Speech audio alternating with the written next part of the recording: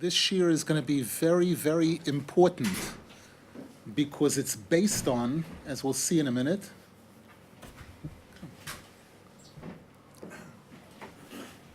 it's based on possibly the most important Torah of Rabbeinu Zal. Who can say that? Who can say what's the most important? Not me, Rab Nasan Zal. And I'll read a short paragraph that Rab Nasan Zal attaches to this chapter on Likutei Moharan. This you don't have in the pages, just listen carefully, it's easy, you'll be able to follow. V'hizhir Rabbeinu Zal ma'oid leilechem ha'Torah hazois. Rabbeinu Zal warned all of us to make sure to live our lives with this shiur, this discussion, this topic. Ki hu yesoid godol l'chol mi sheroitze lehiskarav l'Hashem Yisborach, because it's a major, major foundation for anyone who wants to come close to Hashem, uleval yoivad oilomoy legamri chas v'shon, and not to lose out on his olam haba, his olam hazeh, and his olam haba completely, chas v'shon. Why? Why is this Torah so critical? He explains why. Ki roiv b'nei Adam sherechoykem Hashem Yisborach, because the vast majority of people who are distant from Hashem, ikar richukam, the main thing that keeps them far from Hashem, the main thing that causes them to be distant from Hashem, hu machmas morash choiro v'atzvus, is depression, hopelessness, that kind of feeling. And where does that come from? Machmas shenoiflim bedaitom, because they give up on themselves, they have low self-esteem. Why? Machmas sheroyim biatzmam goydel kilkulam, because they look at themselves honestly and they see how many bad things they've done in their life, how much damage they've done to themselves, to others, to the world. Shekilkulu maseyim, they messed up their deeds, doing all kinds of wrong things and bad things and sins. B'machshava, b'dibur, b'maisa, kol echad kefi ma sheyodea biatzmoi es nigei levavoy machoyvav. Each and every person, to the degree that they know their mistakes, to the degree that they remember and realize all the bad things they've done in their life and everything, so a person looks at themselves and says, I'm worthless, I'm nothing, I'm not nothing, I'm not a zero, I'm worse than that, I'm a minus. Hashem put me in this world to do good things, to amass a fortune of mitzvahs, ma'asim tovim. Not only haven't I done that, but I've used the time to commit sins, to do bad things, terrible things. Umachmaseh heim noiflim badaitom. And because of this, the person loses their self-esteem, their hope, their confidence completely. Verubam meyaishem atzmam legamri. And the majority of these people give up on themselves completely. And as a result of this, the person ends up not doing what they could do. When the person wakes up and realizes he's got a major negative balance, okay, so go to work, get a job, start making money, pay your debts, and start moving forward. No. It's hopeless. There's nothing I can do. Forget about it. Everything I do doesn't work. I tried many times. All of this kind of attitude.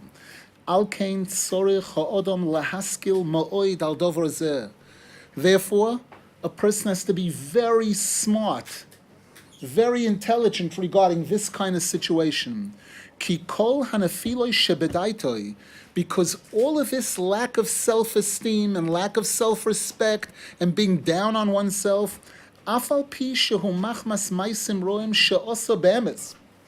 even though it's based on some truth, it's based on the fact that I know, you can't tell me I didn't do these sins. You can't tell me I didn't lose out, that I was in yeshiva for 4 years and I didn't pay attention, I fooled around, so 4 years of my life is gone, or 12 years of my life is gone. The best years of my life, when I concentrate, it's gone. Im kolze, as bad as that is, as bad as the loss of the 12 years is, hanafila shebedaitoi, v'ho'atzvus v'amor shchoyre shnofel al v'ayidei zeh, the being down on himself, and the depression and the hopelessness, Hakoil hu rak ma'aseh beldover. That's not coming from a good place. That's not your Yetzer Tov telling you this. The Yetzer Hara makes a person lose his confidence, his self-esteem, his self-respect, in order to knock him out completely, in order to destroy him totally, to destroy the person's life. Al kain, therefore, tzrichen lehischazek ma'oid leilechem ha'Torah azois. Therefore, a person has to be very strong to conduct their life based on this chapter in Likutei Moharan that we're gonna touch on tonight. L'chapes u'levakesh biatzmoi kol pam eize ma'at toiv u'nekudas toivas kanal. To always search inside of yourself and find good points about yourself. To be able to remember and focus on the good, the positive things in your life. Good things that you've done or that you wanted to do, whatever it is, positive, good. And if a person will do this, he'll be able to bring himself back to life. The Yetzer Hara is called death. The Gemara says it's one angel, the same angel is the Yetzer Hara, the evil inclination, and the angel of death. He wants to kill a person, and he can kill a person. He can kill a person's self-confidence, self-esteem, hope, future. He can kill a person's future. Don't let him do that. And when you're feeling dead, when he shows you your accounting, he shows you your report of everything you've done in your life, and it's all zeros or it's all minuses, and as a result of that, he kills you, get back to life, revive yourself. By following this Torah, you'll be able to do a tchiyas hamesim. You'll be able to inject new life into yourself and be optimistic that Hashem can still help me. Things can still turn around for me. V'yuchal lehispalel. And if a person follows this advice, they'll be able to pray, they'll be able to daven, ulezamer ulahoides l'Hashem, and to sing and give praise to Hashem, to be happy. As the pasuk says, I sing to myself with that little bit of good that I'm able to discover inside of myself. And through this, a person will be zeicha to do real, true tshuva. What could be better? What could be better than this? Now we're not going to do this chapter of we discussed basically what that chapter in Likutei Moharan is about. It's about searching that when a person's feeling down on himself, and when he has a list of thousands of things that he's done wrong, he can focus on that, and he can write himself off. He can go chapter 11 or chapter 12 and say, my life is over. Or he can be smart and search for the little bits of good. Just like at night, the sky is black, the sky is dark. You look up at the sky, at first glance, anybody could tell. Look, the sky is black. Anybody knows that, right? That's if you look at it for a second. If you look a few more seconds, you say, hey, 1 second, it's not all black. I see a little dot over there, and I see a little dot over there. And those little dots, we know, are not little dots. Those little dots are bigger than you, and bigger than your neighborhood, and your city, and your country, and bigger than this whole world. Those little tiny, tiny dots up there in the black, black sky. And Rabbeinu Zal says, you should know that the ratio of good to bad in a person is similar. A person does 1,000 sins, and 1 mitzvah. Can 1 mitzvah cancel out 1,000 sins? The answer is you get change even afterwards. It's even more than that. The Gemara says in one place that there's a pasuk that we say on Rosh Hashanah and Yom Kippur, Im yesh olav malach echod mini elef, that if there's one positive angel defending a person out of 1,000, there's 999 angels that were created by my sins. I did 999 averos Rahman al-Islam that created 999 prosecuting angels and 1 positive one, 1 mitzvah. The pasuk says, Pedoehu mirede shachas. That will redeem him from going down into Gehenna. That's enough to say, okay, he's good. He's not bad. He's good. He doesn't belong with the bad people in Gehenna. That's one opinion. The other rabbi says, no, that's an exaggeration. You're being too... Let's tell it like it really is. If in that one mitzvah, if in that one angel, the one good angel, there's 999 sins that created prosecuting angels and one positive angel. And in that one positive one, there's 999 mistakes. A person put on tefillin, we know there's a Shulchan Aruch, and the Shulchan Aruch has pages on pages for every mitzvah. Tefillin is 30 pages, 40 pages. Sukkah is 50 pages. Each one of them, there's so many details. So there's room to be able to make 50, 100 mistakes in one mitzvah. Shabbos, person can make thousands of violations of Shabbos and not even realize it. So the rabbi says, if in that one positive angel, if in that one mitzvah, 999 parts is negative, there were 999 negative aspects to that one mitzvah, and 1/1000th was good, that's enough to knock out the 999 and the 999 negative angels. This is Gemara. This is not Chassidut. This is the Gemara says this. That's how positive, that's how Hashem's attitude, Hashem takes such a positive attitude, and Hashem is looking for every way in the world to judge us favorably, to look for the good in a person and be able to bring the person close. In Likutei Moharan, that's the closing chapter. That's the last chapter of the first section of Likutei Moharan. Rab Nosson Zal, when he wrote his magnum opus, his Likutei Halachos, he begins with this. Getting up is like Tchias HaMesim. The Gemara says sleep is 1/60th of death. So a person goes to sleep, he closes his eyes, he dies, and now I got to do a Tchias HaMesim. That takes a lot of energy. Where do I get that energy from? The Shulchan Aruch begins with the words, Sheyehei hu mo'orer hashachar. A person should try to get up early where he wakes up the morning star. He's up before the morning star. The word shachar means morning star. The word shachar also means black. He wakes up the darkness. What darkness are we referring to here? I'm going to touch briefly on some of the points here because we want to get to the topic we're headed for, which is the Dalet parshios. Rab Nosson says the darkness is referring to those stars. The darkness is referring to the pasuk in Shir Hashirim, Shchoirani v'noava b'nois Yerushalayim. There's a pasuk where the Jews say to Hashem, Hashem, we're black, but we're beautiful. Meaning that Hashem, you look at us at first like a person looking at the sky at night. What color is it? It's black, it's dark, it's total darkness. But Hashem, if you look a little more carefully, you'll see that I'm beautiful. You'll see that there's stars in the sky. You'll see that there are nekudas tovas inside of me. You'll see that I'm not all bad. You'll see that there are good things. I've done good things also. And the rule in Judaism is ma'at min ha'or doicha harbe choshech. A little bit of light can dispel a lot of darkness. We know that you have a room that's so many and so many cubic feet, 300 cubic feet, 3,000 cubic feet. You turn on a light bulb, that's 3 inches, 4 inches. And that 3 inches of light can dispel 1,000 cubic feet of darkness. The ratio of good to bad is not 1 to 1, it's not 1 to 1,000. Ma'at min or doicha harbe choshech. So Rab Nosson Zal says this is the secret to getting up in the morning.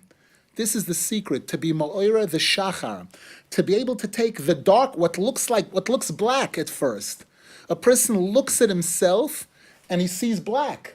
The Satan reminds him of all the bad things he's done, all of his failures, and puts that in his face, black. For the person to be able to say, I'm black, but I'm beautiful. I'm beautiful meaning I know that in that black there are diamonds. It's like a person drops a diamond into mud. A person looks down, a person scoops it up. He scoops up the mud. You look at it at first glance, it's mud. But you scrape off the mud and you see under it there's a beautiful diamond. That's us. That's how the Torah defines each and every single Jew. That every single Jew, the Gemara makes a statement. There's a pasuk in Shir Hashirim, Kefelach horimoin rakosech.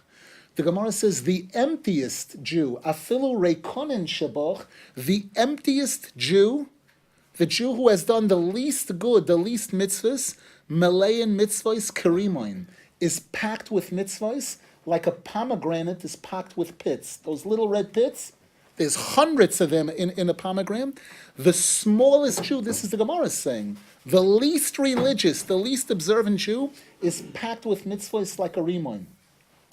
And if a person will focus on that, they'll get up like a lion. They'll get up in the morning like a Jew's supposed to get up, like a lion. I'm ready to take on the world. I'm ready to take on whatever challenges are going to be offered to me because I see that I'm not a failure. I'm not a complete failure. I'm able to realize that there's among all the failures, there were successes. Every mitzvah, every good thought. The Zohar Kodesh makes a statement, Les reusa tavo de'esavid, that it's not just a mitzvah, an action. The Zohar Kodesh says, when a Jew thinks, a Jew sees a poor man come into shul, and he sees that the guy really needs help, and the guy explains his circumstances, he's marrying off a child in a week, and he needs money just for the most basic things.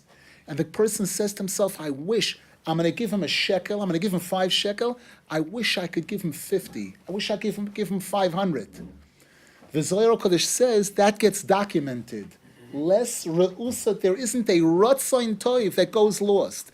When a person has a good desire, they want to do something good, that gets documented, that gets registered, and that adds up to something very significant. Hashem considers that extremely important, special. That's a major success, that I had a good thought.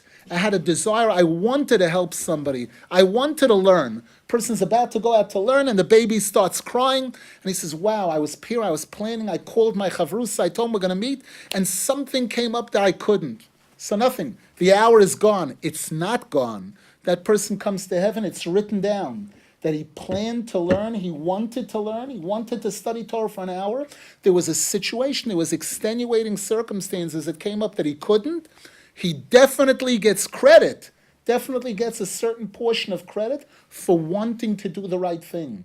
And sometimes the desire is even bigger than the action. Because Rabbeinu Zal writes in a place, you gave $100. You gave the $100. Big deal. Hashem looks and laughs. Hashem says, I eat $100 bills for breakfast. What's $100? That's nothing. We print 1 million of those a day in just in this world, and there are other worlds where they print 1 billion. What's 100? It's nothing. So Hashem's not impressed so much with what we do. The Gemara says, Hashem says, Mi hekdimani v'ashalem loy. Let somebody come and present me with an invoice. Let somebody tell Hashem, you owe me. What do you mean? I bought a house now. I put up mezuzahs. I paid the sofer $2,000 for 20 mezuzahs, $100 a mezuzah. I asked him for the best mezuzahs. I spent $2,000 on mezuzahs. Hashem says, what are you kidding? I gave you a house for $2 million. The house cost $2 million, and you gave me $2,000. And you want reward? You want to be paid for this? You want me to say Yashikoyach? So therefore, Rabbeinu Zal says the action of a mitzvah, Hashem isn't necessarily as impressed as He is with the desire. I hope that Hashem will get nachas from the effort that I looked for a good sofer. I looked to try to find a religious person, and I know he needs the money. When I gave him the money, I gave it to him with my whole heart. I was so happy to give parnasa to a Jew, to give money to a Jew, and I ran home to put up the mezuzahs, and I made sure to do it the first minute that the love and the desire. Sometimes Hashem is much more impressed with that than the action of the mitzvah itself. So Rab Nasan Zal, in the first few pages of this halacha, speaks about this issue of looking for the good inside of ourselves and looking for the good in others.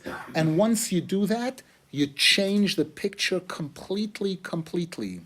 We're starting to head towards the holiday of Pesach. So leading up to Pesach, we have 4 special readings of the Torah. For the maftir and the haftorah, they're going to read Parsha Shkolim, the portion in the Torah where each and every single Jew contributed to the Mishkan.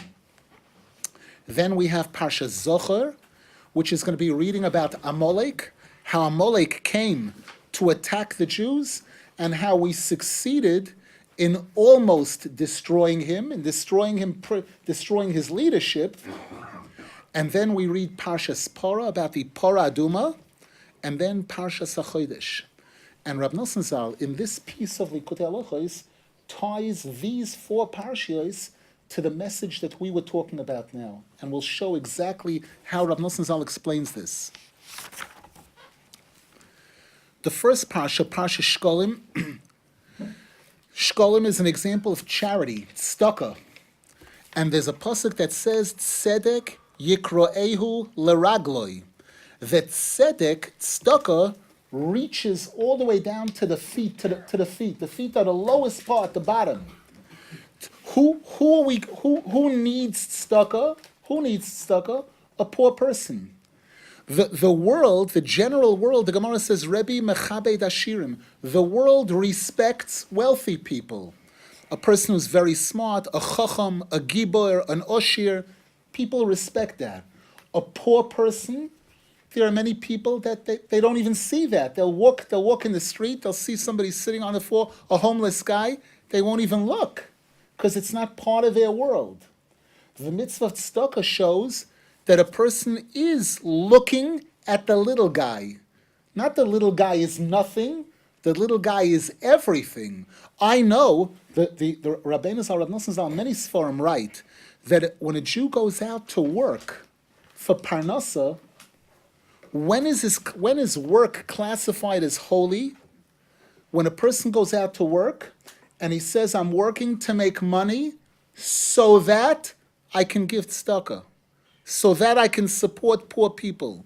The Torah speaks about Yisachar and Zvulun, that Zvulun were the businessmen, they were the ones who merchandise and contact with the world and everything, and the first money from the top, when they got $100, $10 off the top went to Yisachar, and then the other 90 I can use. I have to kosher, just like the Gemara speaks about, just like a piece of meat.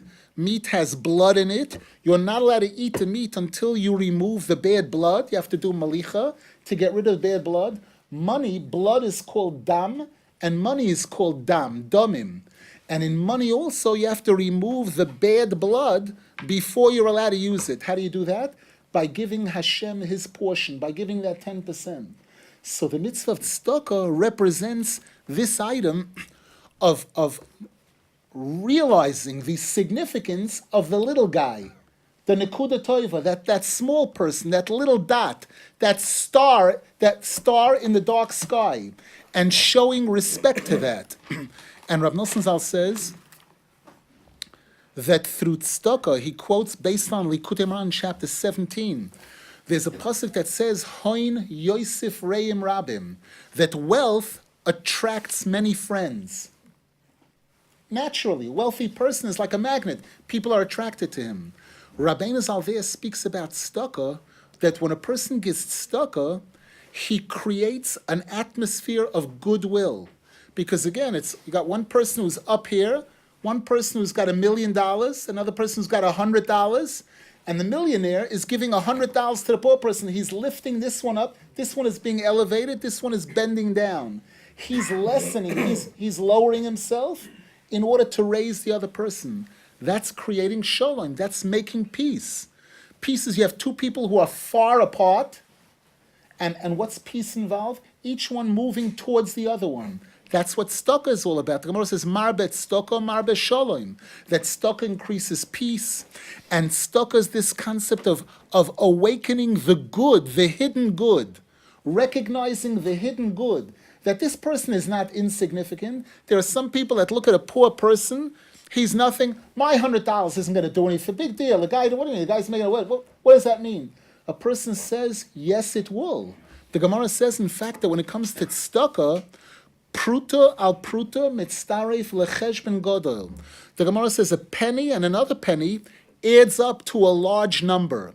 So people know that the pshat of that means that here again, a person has a pushka in their house. There were people in the olden days, Breslov Hasidim, who the day after Rosh Hashanah, they had a pushka in their house, and they would put a coin in the pushka every day towards their next year's Rosh Hashanah trip to Uman. This is before there were planes and everything, when they were horse and buggy. And again, they still had to pay for transportation, and they knew these poor people, they can't afford a trip to another city or to another country, but I can. If I put a coin every day, I put a little aside, it adds up to a large number. You'd be surprised how much it adds up to. That's the simple pshat. The Meforshim tell us that when there's a campaign in a shul, when they're making a building campaign, or they're making a campaign, Pesach is coming, Kimcha de Piska, there are poor people in our neighborhood that need help for Pesach, they need money for Pesach. We've got to raise $20,000 in order to help the poor people in this neighborhood, in shaarei chesed, wherever it is, a particular neighborhood. So a person says, I'm going to give my $50. It's a joke. I don't know. Maybe I'm better off not. Maybe it's insulting to give. If I know I can only give $50. What's $50 to 20? It's nothing. The Gemara says that prutal putam. It's not. If they reach the goal, if they make the 20,000, each and every person who gave his piece doesn't get credit for $50. He gets credit for 20,000, because the 20,000 would not have been reached without his 50. His 50 took it to that number.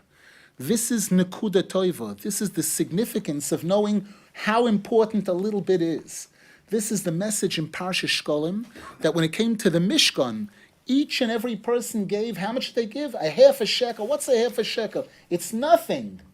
At least a shekel. A half shows, number one, that every one of us is a half. That without a partner, without a wife, without a chavrusa, without a partner, we're nothing. Every one of us. Every one of us needs the other one. That's the machzis hashekel. And giving this piece, each one is considered a part of the whole picture.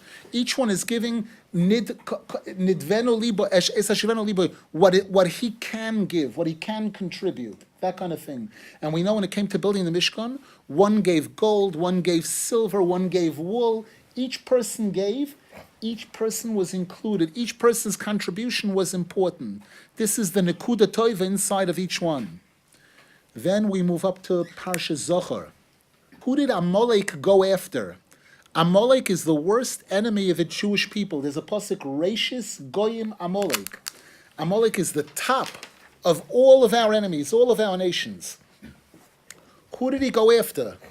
The big rabbis, the Rosh Yeshivas, the millionaires? It's not what it says. It says, Vayezanev becho kol hanechesholim achrecho. He went after the little guys. Amalek wasn't stupid. Amalek knew Rosh Yeshivas are important, rich people are important, but the most important sometimes are the little guys. There's a little guy, the Gemara says in one place, Hizoharu bibnei amoretz. Be careful about the children of non-religious people. Shemehem Yetzei Torah. Some of those people will become giants in Torah. And you look at this family, they're not religious, it's not baloney, nothing.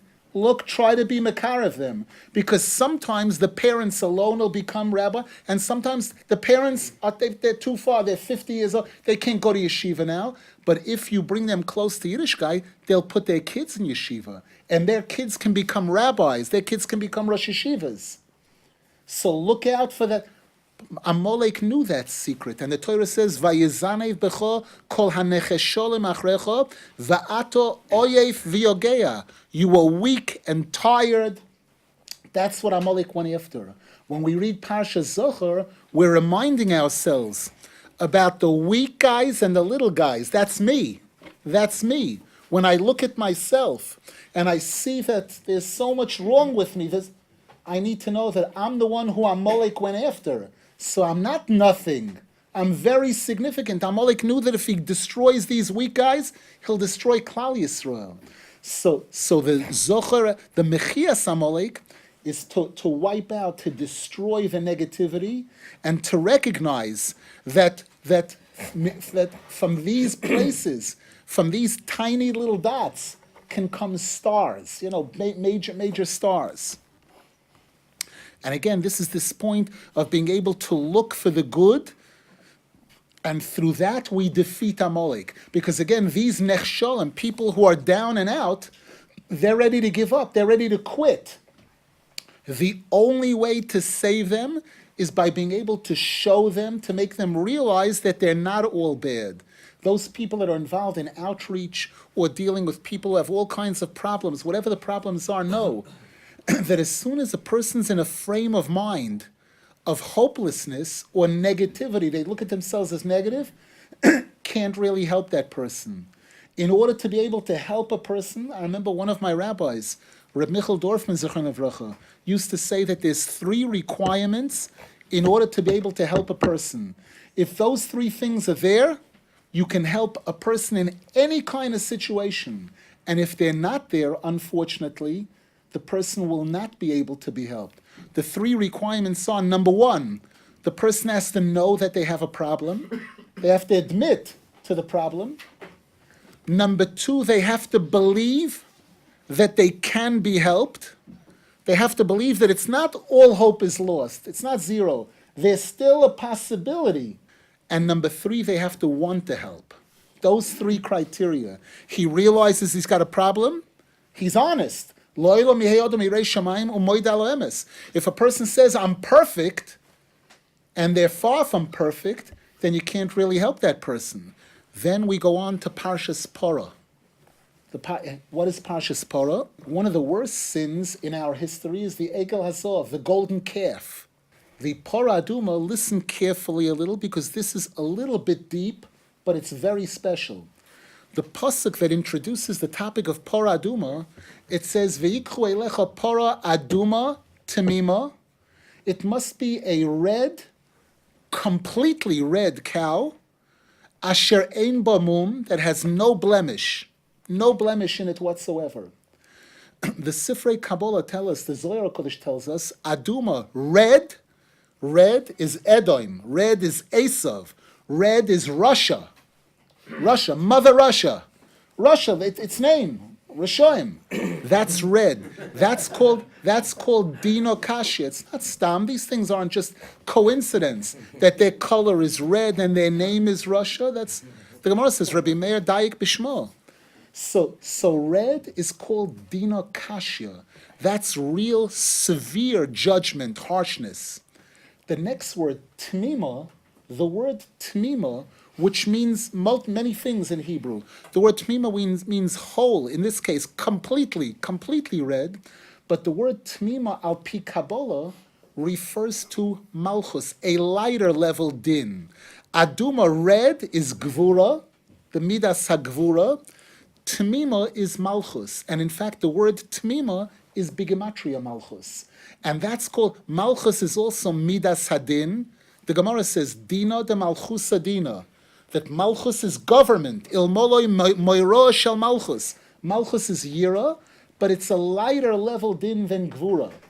So the Zohar Kodesh says, this pasuk, Aduma Tmima, Aduma is Dina Kashya, severe din, Tmima is Dina Rafia. This tells us that our mission is to take the severe din and to soften it. Our job is to take the Aduma and make it Tmima. To take the Dina Kashya and be Merape, weaken it, soften it. That's our mission. Whenever Hashem is angry at us, chas v'shalom, things we've done wrong, we're trying to sweeten the din. We're trying to lessen Hashem's anger. That concept. How do we do that? By looking for this good point in ourselves. Asher ein ba mum. There is something inside of me. There's something good inside of me. There's something that's not broken.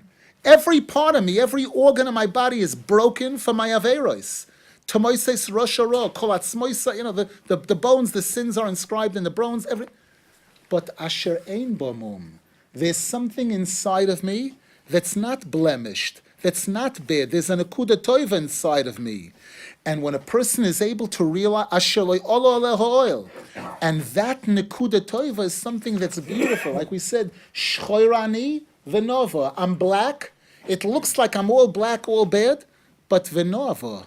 Under that blackness, there's a good, there's a toiv, there's a diamond inside there. There's those stars in the sky. And if a person realizes that, they'll be able to come out of any kind of yurida or any kind of nefila. Now, there's an interesting thing about Paraduma that's different than anything else, that seems completely illogical. The Paraduma, a person who is tamei, You sprinkle these ashes on him, he becomes tohar, he becomes pure. A person who is tohar, the one who's sprinkling, the tohar person, becomes tamei in the process. This same item, this same thing, makes a tamei person tohar and makes a tohar person tamei. What is that all about? And how does that relate to our discussion? The answer is, Rav Nosson Zal says, I'll tell you. This thing that we're speaking about here, about looking for the good points in a person and being able to judge oneself favorably, that's talking about a person in a particular situation. When a person's down on themselves, when a person's feeling down and out, when a person's negative, they're being all bad, then if you want to help them, you have to compliment them. You have to be able to find the good in them and focus on the good and tell me, you're a really great guy, you have tremendous potential, all of that. And that's how you can get that person to be a good person. When a person is doing well, when a person has a child in school and they go to a parents-teachers meeting and they hear, wow, your son is excellent, here are his tests, 100, 100, 100, 100, everything, he's doing wonderful, he's doing great.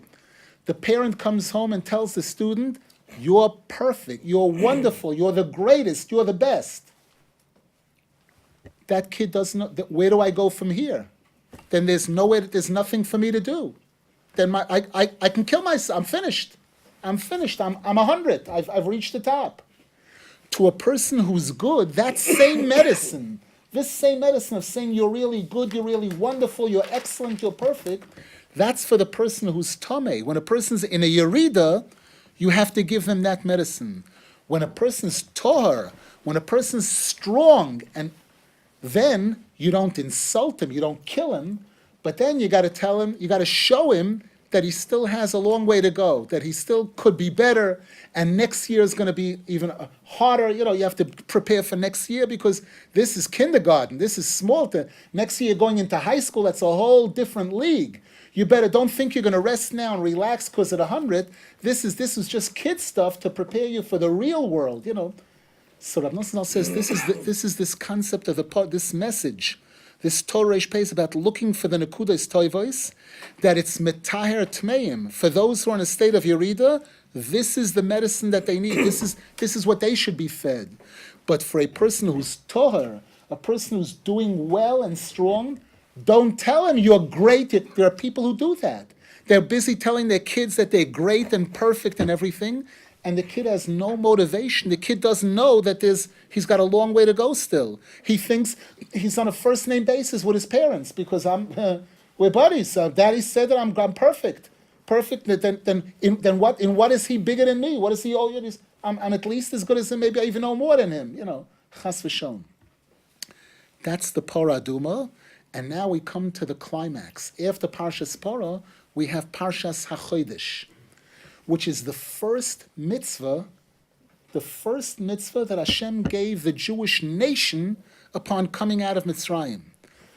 What is Kiddush HaChodesh?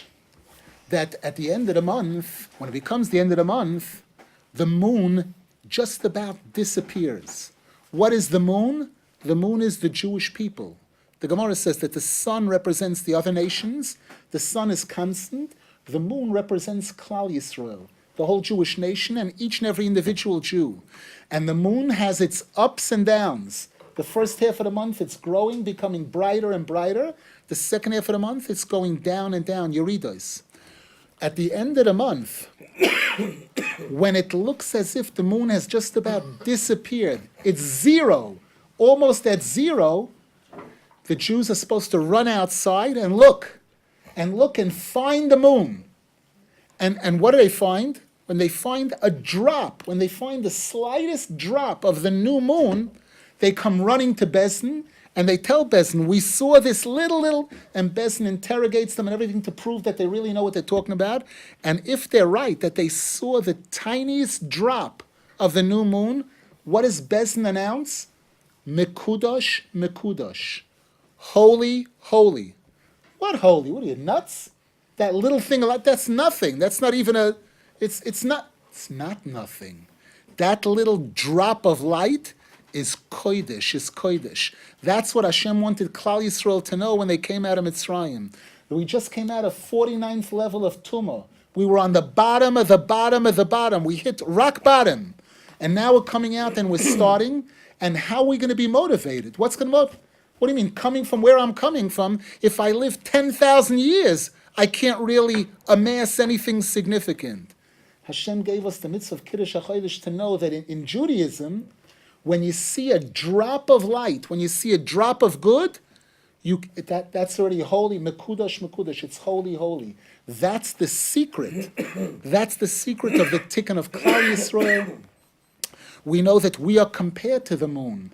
And the whole story that the Gemara tells about when Hashem first created the world, that the moon complained that can't have two equal, the sun and the moon, so Hashem lessened the moon, and the whole concept of the lack of light in the moon reflects Klal Yisrael. The moon is a reflection on us. This is why each one of our holidays, Pesach, Sukkot, comes out on the 15th of the month, when it's a full moon, when we're strongest. That's the holidays, that's the Yomim Tovim. But the mitzvah of Kiddush HaChodesh reinforces this tremendous message. That the pasuk says, "V'hamaskilim yazhiru kizoyar horokia." Those who are really intelligent and smart, they will shine like the shine of the heaven. Umatzdike rabim. Those people who are matzdik the rabim, those people are able to take hundreds, thousands of people and find the good in them, be matzdik them, kakoichovim. They're like the stars. They're the ones who realize the significance of the stars. The Gemara says that when Hashem decided to lessen the moon, to lower the moon, that Hashem said, you're right, originally there were shnei ma'oros hagdolim, two large lanterns of equal size. Then it became hamoyer hagodol and hamoyer hakoton. So the Gemara says the moon complained and said, what did I do? Just because I asked a good question? So Hashem said, you're right. We're going to give you the stars to console you as a consolation prize. You're going to have the stars. They're going to work with you. So you're not so small anymore. You're not so small. The moon is us, and the stars are the nekudas tovos. If a Jew realizes, if a Jew has the ability to look at themselves and to look at their wives and children and friends and neighbors and non-friends, to look at these secular Jews, to look at the ones who are furthest away, and to be able to see the stars, to be able to see the nekudas tovos, this is mekudash. This is what will make Klal Yisrael. This is what will take us to the level of holiness. And Rav Nasan Zal finishes ki iker hatikun v'hageula. Just like this was the geula. This is how when we went out of Egypt. Iker hatikun v'hageula beketz v'achroin yi al yidei bechina zu. The main tikun and the main final redemption will be through this.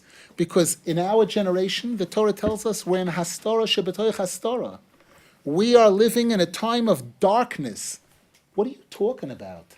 In Shaarei Chesed alone, there's 16 shuls, 3 mikvahs, and you go another couple of blocks. The Gemara says that during the time of the Churban Beis Hamikdash, there were 480 shuls in Yerushalayim and 480 yeshivas. Today, you probably have 40,000.